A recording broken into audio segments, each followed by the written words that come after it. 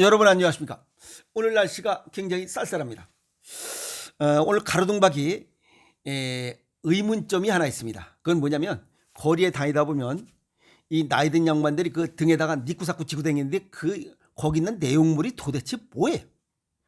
그냥 댕기기도 힘든데 그냥 꾸부정해가지고 니꾸사꾸에 뭘 그렇게 아주 묵직하게 담아가지고 지고 다니냐 이 말이야.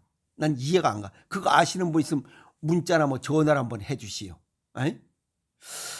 오늘 유튜브를 열은 이유는 우리 이제 인체로 와서 한 곳에 몰빵하면 큰 병을 키운다. 그 얘기는 뭐냐면 서양의학, 동양의학, 대체의학 세 분야가 있습니다. 그 중에 어느 한 의학에만 집중해서 치료하거나 뭐가 집중하다 보면 큰 병을 키운다는 그 얘기입니다. 몰빵하다. 뭐 이런 용어를 잘 안 쓰는데 그건 뭐냐면 주식하는 사람들이 뭐 제래 몰빵한다 그러죠. 그냥 몰아서 투자한다. 서양의학에만 투자해버리면 동양의학적으로 대체의학적으로 쉽게 예방하고 치유할 수 있음에도 불구하고 결국 치유하지 못하는 그런 안타까운 사연이 있다는 그 이야기입니다. 인체로 돌아와서 어디 여기 불편해 병원에 가봐도 모릅니다. 이 병원 가도 몰라 저 병원 가도 몰라 가보니까 뚜렷한 대답이 없어요. 6개월에 오시오 1년 후에 오시오 병원 쇼핑을 하는 거예요. 근심 걱정이 커집니다. 왜? 내 몸은 불편한데 병원에서는 원인을 찾지 못했으니까 1년 후에 봅시다 라고 하는 얘기를 해요. 그 시간 동안 내 몸은 점점 병이 깊어지고 있다는 사실에 대해서. 그래서 집안 내력이 있거나 또는 그와 유사한 증상의 병력이 있는 사람은 더욱더 불안초조해집니다. 그 사이에 병이 더 깊어질 수 있습니다. 왜? 심리적으로 불안하기 때문에. 자, 그래서 옛날에 무슨 얘기 있어요? 자라보고 놀란 사람 소뚜껑 보고도 놀란다. 바로 그 얘기입니다. 병이 없음에도 정확하게 짚어주지 못하기 때문에 불안초조한 겁니다. 나는 불편함이 하나씩 둘씩 나타나고 있음에도 불구하고. 그래서 서양의학에만 몰빵하고 그러면 나중에 얼마든지 쉽게 찾을 수 있음에도 찾지 못하고 강을 건너버리는 사례가 있기 때문에 그래요. 서양의학적으로 알지 못하는 사연들, 원인들이 동양의학적으로 대체의학적으로 얼마든지 쉽게 찾고 예방하고 치유할 수 있다는 이야기입니다. 아시겠습니까? 그래서 동양의학적으로 서양의학적으로 이 병원 쇼핑하지 말고 동양의학적으로 눈을 돌려라 하는 겁니다. 나는 여기저기 불편해요. 위염도 생기고 복통도 있고 뭐 어쩌고저쩌고 어떤 여자분은 두통이 심해서 그 뇌종양 CT까지 찍었는데 이상 없어요. 그러니까 온종일 불안한 거예요. 언제 뇌종양이 발견될지 모르기 때문에. 또 뭐 근육통, 신경통, 만성피로, 불면증이 생겨 잠을 못 자요. 원인을 모르는 거야. 또 여기 목에 뭐가 낀 것처럼 이렇게 헛기침하는 사람들, 그걸 동양의학적으로는 매핵이라고 그래. 면역력이 떨어지면 그런 증상이 나타나. 그런데 서양의학적으로는 여기 아무리 찍어봐도 결과를 찾을 수가 없어요. 그러니까 1년 뒤에 봅시다. 그럼 내 몸은 면역력이 떨어져서 다양한 질환을 발생시키고 있는 거예요.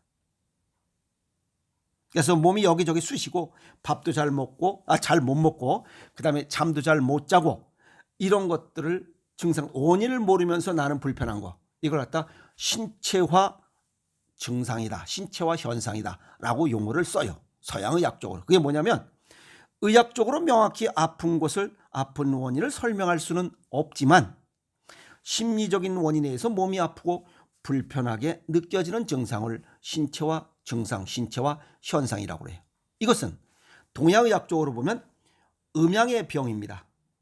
음양의 병과 오행의 병을 여기는 서양의학적으로는 혼합해서 하기 때문에 원인을 못 찾는 거예요. 동양의학적으로는 쉽게 찾을 수 있습니다. 아시겠어요? 자, 그리고 이러한 신체화 증상을 보면 아주 쉽게 해서 병원에서 점검을 했는데 원인을 모른다. 그건 다 신체화 증상이에요.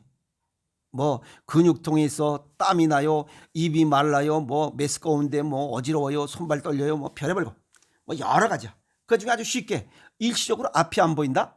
이건 잠깐 왔다 간 거예요. 이건 뇌경색이 왔다 간 거예요. 또 기절한 거야, 혼절한 거야. 이건 중풍이 잠깐 중풍이 왔다 간 거예요. 또 마비가 있어. 혼절과 마비가 같이 왔다 갔다. 이건 간질이야. 뇌전증이야. 또 경련 증상, 중풍이 임박했다는 뜻이에요. 이런 것들. 지난번에도 유튜브에 들었어요. 잠깐 중풍. 5년 내에 반드시 중풍이 찾아온다고. 그런데 병원에서는 이상이 없는 거예요. 왜?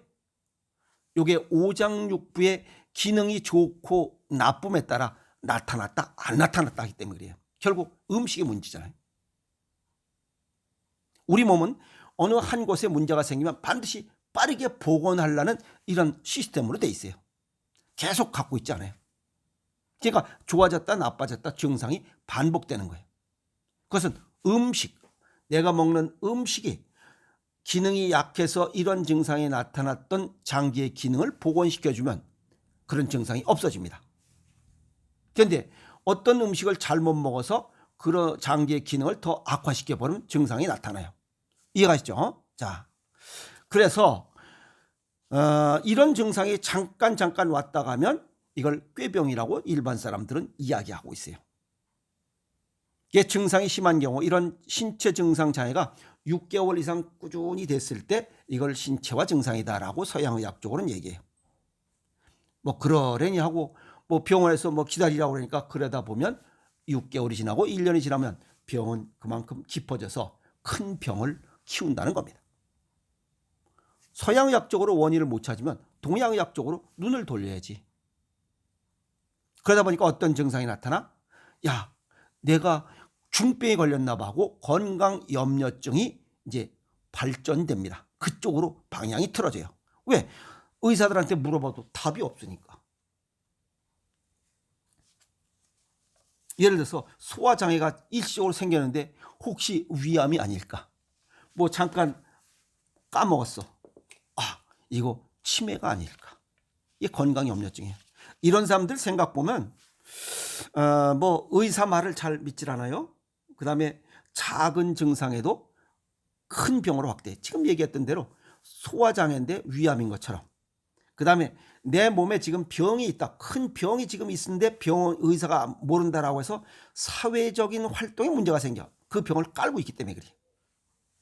그리고 틈만 나면 건강 정보를 검색해.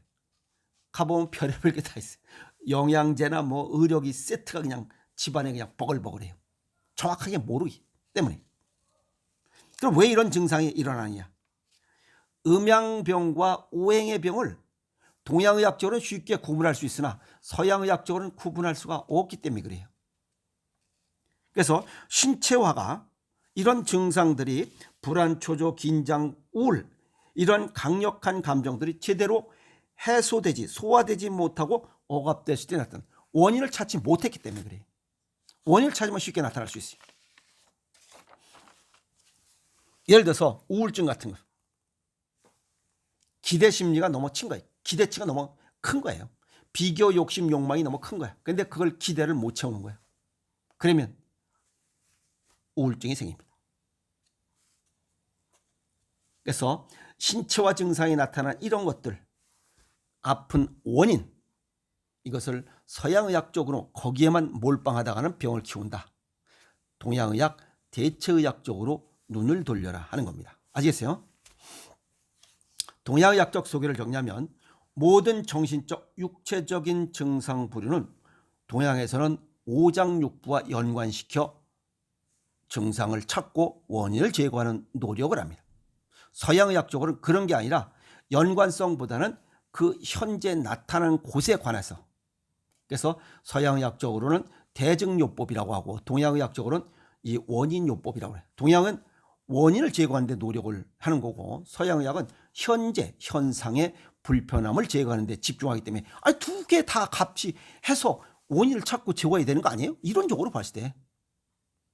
그리고 우리 몸의 오장육부의 조화 기능이 맞춰지면 서로 오장육부와 조화 균형을 맞춰줬을 때 우리는 건강한 상태를 유지할 수 있어요. 그런데 무엇이 원인인지 모르지만 오장육부의 조화 균형이 깨진 경우에 문제가 발생해요. 이해가 있어요? 그 중에 물론 스트레스도 해당이 됩니다. 오장육부의 조화 균형이 맞아져야 되는데 거기에 먹는 음식으로 인해서 오장육부 중에 어느 장기 하나가 기능이 저하되면 정신적으로는 15개 정도, 육체적으로는 30개 정도의 문제가 발생해요. 그런데 서양의학적으로는 그것이 찾을 수가 없어요. 원인을. 왜? 어떤 음식을 먹었을 때 그 기능을 올려주면 이런 증상이 또 감쪽같이 없어져요. 그러니까 깨병이라고 하는 거예요. 어느 장기가 기능이 너무 항진된 거야. 너무 기능이 좋아져요. 그러면 2개의 장기가 기능이 떨어지면서 정신적인 문제는 15개씩 약 30개, 그 다음에 육체적인 문제는 30개씩 약 60개 육체적 증상과 30개의 정신적 증상이 나타나요. 그런데 병원에서는 이런 걸 찾을 수가 없죠. 그 이야기입니다. 아시겠어요? 그러면 결국 음식의 조화 균형으로 인해서 오장육부와 조화 균형이 맞춰지면 이러한 증상들이 다 없어지는 거야. 이 신체와 증상들에 대한 관련된 것이 딱 예방하고 치유할 수 있다 이 말이야. 그것이 음식이에요. 아시겠어요? 그리고 동양의학적으로 또 사진법에서 원일천 노력을 하고 있어요. 보고, 듣고, 물어보고, 만져보고, 또 맥도 보고, 물론 뭐 사진법, 맥진법에 들어와 있지만 만져보고, 또 대체의학적으로 이런 음식과 연관된 이런 정신적, 육체적인 나타나는 증상까지 병행해서 종합적으로 본다면 쉽게 원인을 찾고 정리할 수 있다는 겁니다. 그래서 이런 동양의학적이거나 대체의학적인 게 관심을 딱 스위치를 꺼버리고 서양의학적으로만 몰빵을 하다 보면 결국 큰 병에 이런 노출된다는 겁니다. 그래서 오장육부의 조화 균형을 맞출 수 있는 것은 유일하게 음식밖에 없습니다. 약으로는 불가능하기 때문에 그래요. 그래서 음식을 강조하는 겁니다. 아시겠어요? 그러면 서양의학의 아버지 서양의학의 거성이라고 하는 히포크라테스가 왜 음식으로 못 고치는 병은 약으로도 못 고친다라고 강조했을까? 결국 음식이 만병을 부르는 원이 되고 음식을 잘 먹으면 만병을 예방하고 치유할 수 있는 이런 보약이 되기 때문에 이런 얘기를 한 겁니다. 여기 음식으로 못 고치는 병은 약으로 못 고친다. 약으로 못 고치는 병은 음식으로 고쳐라. 그 얘기입니다. 그러면 음식의 중심에는 어떤 음식이 중심이 되어야 되냐? 가공식품, 초가공식품, 패스트푸드, 인스턴트 식품 첨가물을 줄이고 자연식이 중심이 되어야 됩니다. 아시겠어요? 자연식도 생식, 생채식, 발효음식이 있어. 이 3개 음식 중에 자연식 중에 어떤 게 중심이야? 생식이 중심이 돼야 돼요. 생식, 수많은 생식 업체가 지금 한 760개 정도 되는데 생식 중에 어떤 게 중심이 되어야 되냐? 바로 오행생식이 중심이 되어야 됩니다. 왜? 오장육부의 조화와 균형을 맞출 수 있도록 배합 비율을 달리할 수 있는 음식은 현재 지구상에 여기 오행생식밖에 없기 때문에 그래요. 오행생식이 질병을 예방하고 치유하고 여기 서양의학적으로 신체와 증상을 예방하고 치유할 수 있는 유일한 희망이라는 거예요. 그 중심에 오행생식이 들어있다는 거예요. 아시겠어요? 그래서 오행생식을 모르면 질병을 예방하고 치유하고 그런 얘기는 할 수가 없어요.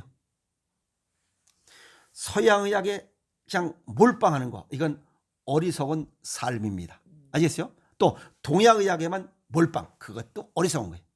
동양의학, 서양의학, 대체의학 전체적으로 원인을 찾는 데는 어느 의학이든 종합해서 하고 그 나쁜 증상들, 불편한 것을 예방하고 치유하고자 할 때는 음식으로 하라는 겁니다. 아시겠어요? 그래서 음식이 아니면 안 되기 때문에 음식으로 못 고치는 병은 약으로도 못 고친다. 그러면 음식으로 다 고칠 수 있다는 거잖아요. 아시겠어요? 그래서 오늘 여기